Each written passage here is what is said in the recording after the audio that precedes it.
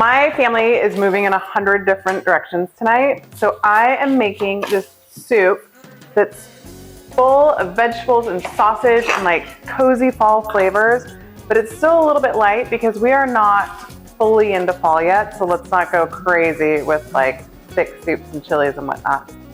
So this is I call it white bean and sausage soup. It's also packed with artichoke hearts and kale and tomatoes, and it's so delicious. And we're gonna start by chopping an onion and getting that and a pound of pork browning in a pan.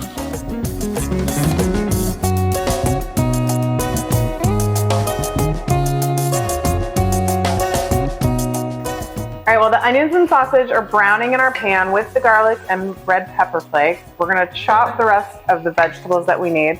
So I have 1 red bell pepper that I'm gonna chop.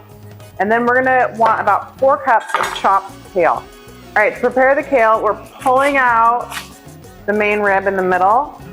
So we just have the leaves and not the rib. The rib will not soften. And then I'm gonna chop it up, and we're almost ready to throw everything into our pot.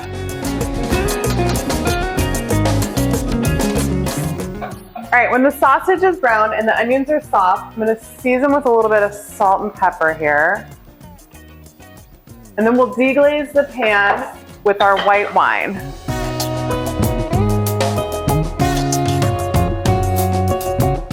We want just enough white wine so that we gather up the brown bits that accumulated while the meat was browning on the bottom of the pan.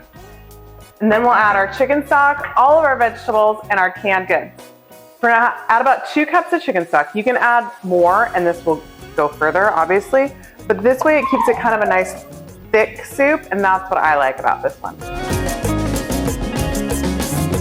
Be sure to drain your beans and your artichoke hearts. All right, then we're gonna season this with a little bit of dried basil, a little bit of dried oregano, and then taste it and see if you think it needs a little more salt and pepper. It might. And that's it. We are done. It is such an easy soup. It's so filling and hearty and delicious.